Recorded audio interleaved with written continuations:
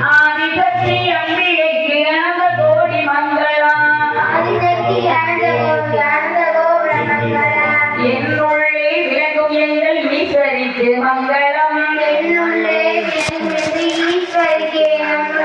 எற்றையாவும் ஒற்றிவிக்கும் திருச்சி வைத்து மங்களம்.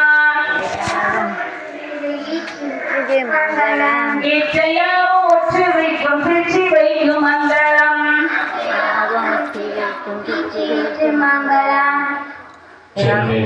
கற்பூரத்தை பற்றி வச்சு கொஞ்சம் கண்ணபடி நமக்கு வேண்டிய வேலைகளெல்லாம் வாங்கிக்கணும்.